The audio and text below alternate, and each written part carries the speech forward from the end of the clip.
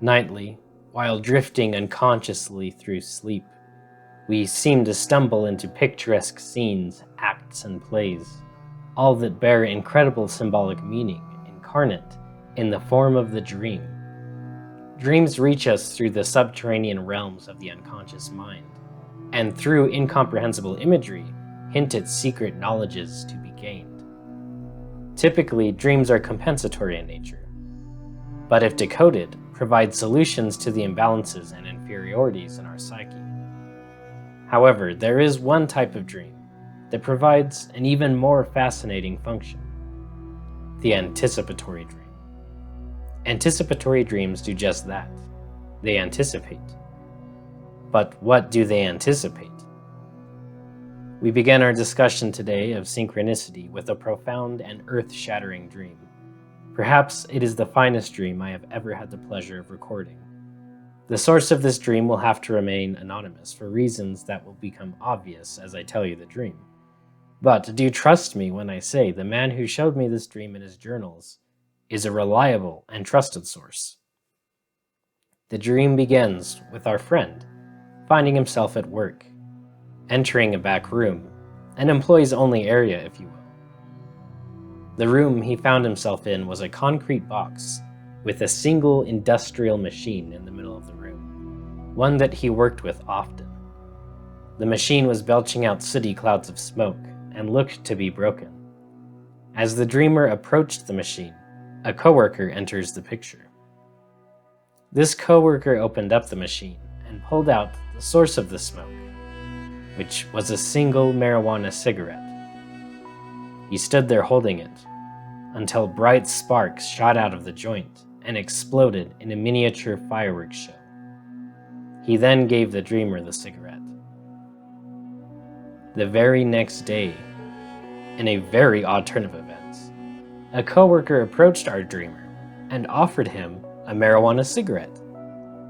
This thoroughly surprised him, not only because he had dreamt of this even the very night before, but even more so because he had never even smoked before, never spoken about marijuana or anything of that sort, especially not at work.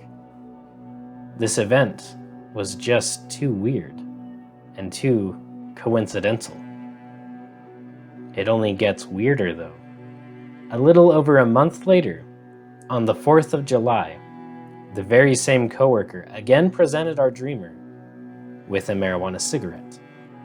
The dream, even though forgotten in his mind, had predicted again that this very same event would occur, this time on the 4th of July, using the symbol of the fireworks show above the lit joint. This dream has big implications, especially when you note that my friend, even after all this time, and this dream was recorded a year ago, maintains that this is the only time in his entire life that anyone has offered him marijuana at work. If this dream is true, it means that there's something happening within the human psyche that is transcending space and time, a new dimension to our classic space, time, and causality continuum. Jung had these dreams. He named them anticipatory dreams. You have probably had these types of dreams and may not recognize it. I have had these dreams. And what we learn from a dream that is able to symbolically predict the future is that we do not yet understand the nature of our own reality. That is what Jung was trying to answer with his concept of synchronicity.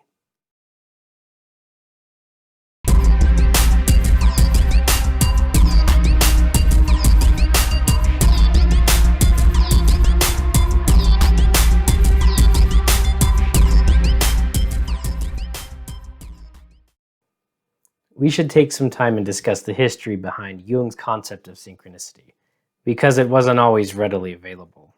In fact, Jung was already beaten down by the scientific world around him about his theories on the collective unconscious and archetypes.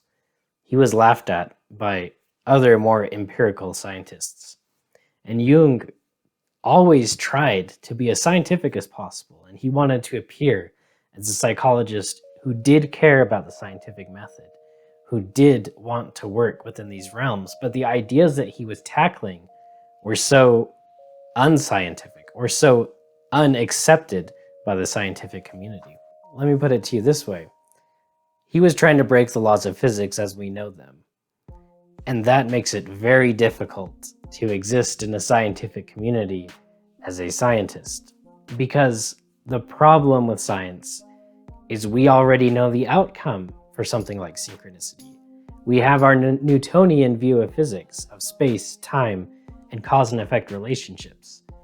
If we tried to test empirically something as silly and ridiculous as synchronicity, a totally new dimension to our space and time continuum, it would just fail. I mean, we can't do this. We already know the answer. We already have our formula. It cannot be advanced. I want to see this guy on Bill Nye. That was the huge problem that Jung was running into over and over again. And it was so bad that he almost never published his full work on synchronicity for fear of the mocking that would come by his peers. But it doesn't stop with Jung. In fact, we do have the work on synchronicity, all because of Wolfgang Pauli. Now, Wolfgang Pauli met with Jung, and he was having intense dreams about this stranger that was setting fires and causing earthquakes and such. And he had a feeling it had something to do with himself, of course, it was his dreams, but also the world around him. And he felt like the stranger was this concept that needed to be recognized. And if it wasn't recognized, it would continue to cause mischief and havoc. So he heard about Jung, this prolific dream interpreter and psychoanalyst. And Jung being interested in physics and, secretly trying to figure out a way that he could bring synchronicity into a more acceptable and scientific community, met this Wolfgang Pauli, and they became instant friends. They met in private, they studied, they sent letters. You can look at their letters in the book Atom and Archetype. And these two men, bit by bit, pieced together a full working theory for synchronicity. Together they published a book, Synchronicity and a Causal Connecting Principle. And you can also buy that and look at it. And interestingly enough, Pauli wasn't the only scientist who was working with Jung on synchronicity. Albert Einstein also met with Jung and discussed the idea of synchronicity and told him it is possible. But if you want to tackle this problem, you got to do it on your own.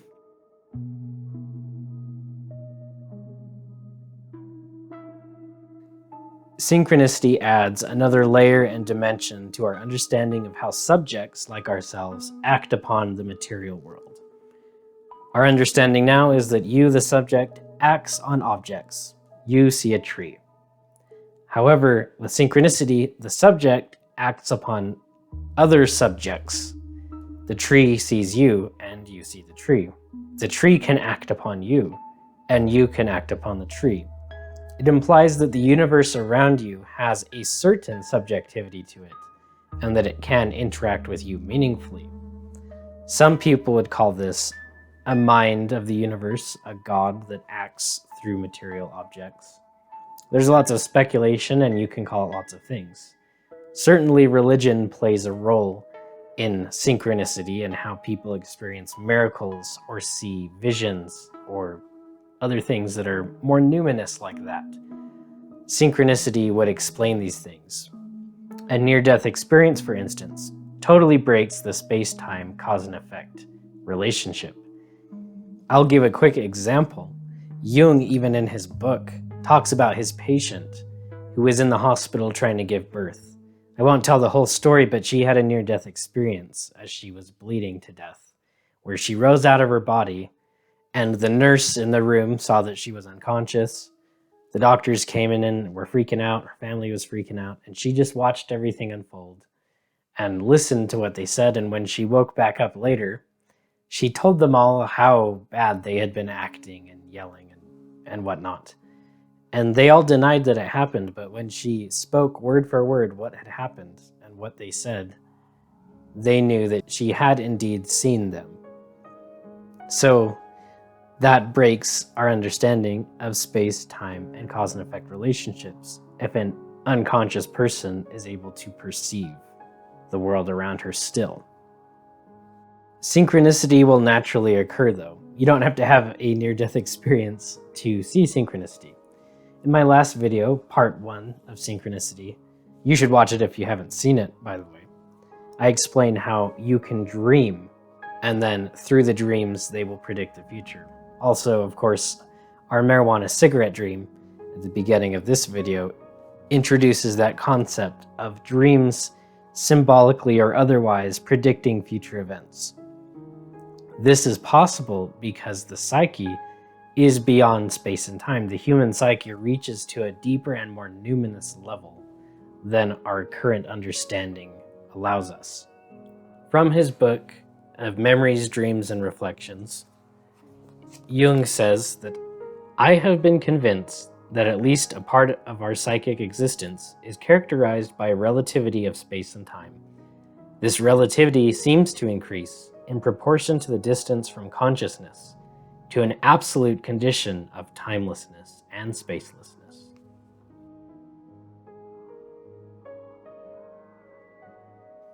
It's pretty funny that we were just talking about trying to prove synchronicity using scientific methods and, being empirical in our discussion of synchronicity. And now we're going to talk about tarot cards of all things. So it does seem silly.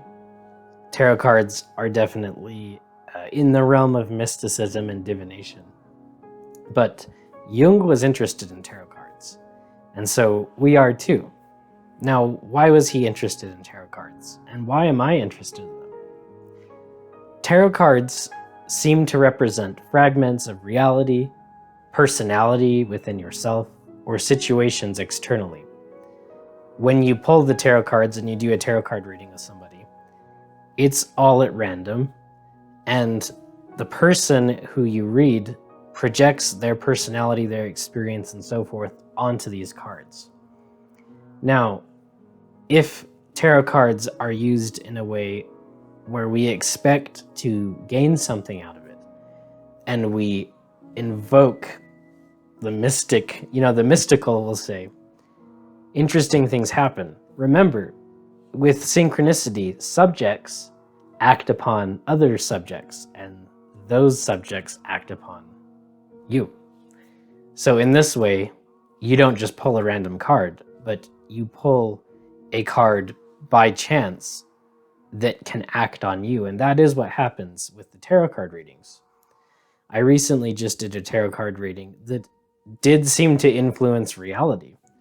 It was a good friend of mine, Septics, and his mother-in-law, and they both pulled, interestingly enough, the Empress card for their final future card.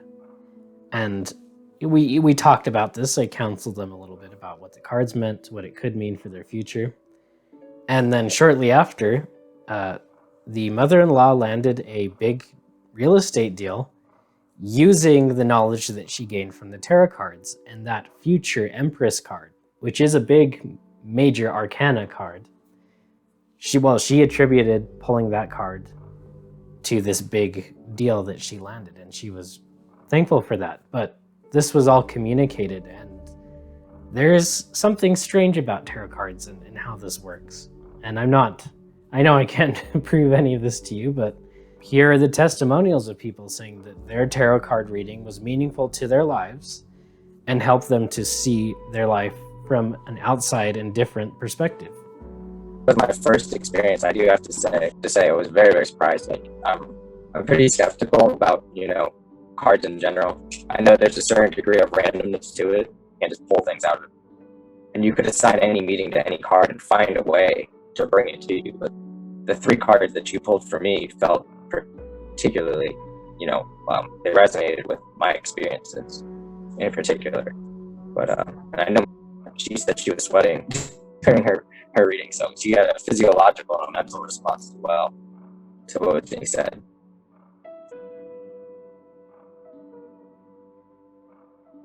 Randonauting has blown up, and it's a very interesting phenomenon because what it is doing is allowing you to experience synchronicity at a whim.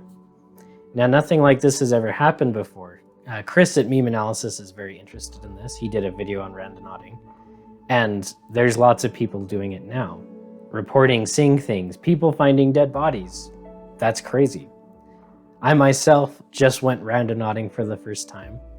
And the way it works is before you leave on your journey, you set an intention, right? Maybe kind of like the tarot cards. You set a question to be revealed.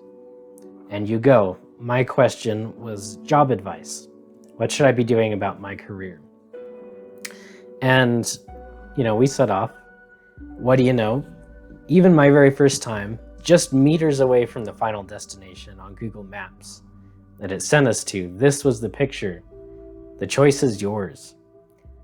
And I can't tell you how meaningful that has been to me. I have actually been thinking about that, kind of like a mantra in the back of my mind, just thinking like, I have the choice and I have the power to do my will in my life, and I can choose what path I take any moment of the day. I just need to believe that, and I will. So that has been very meaningful to me, and this is synchronicity happening.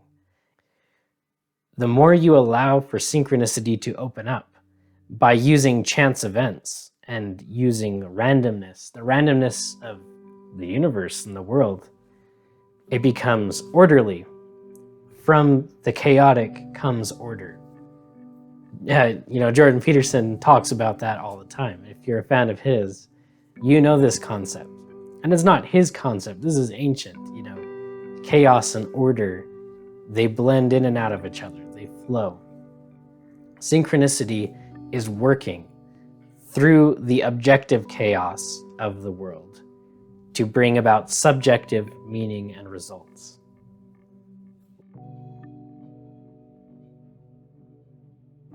I know that synchronicity is a hard concept to wrap your mind around, especially since we are also used to the empirical worldview, to Newtonian physics, and especially with our godless world that we live in, miracles, visions, and prophecy, they don't happen, or at least we don't believe that they can happen.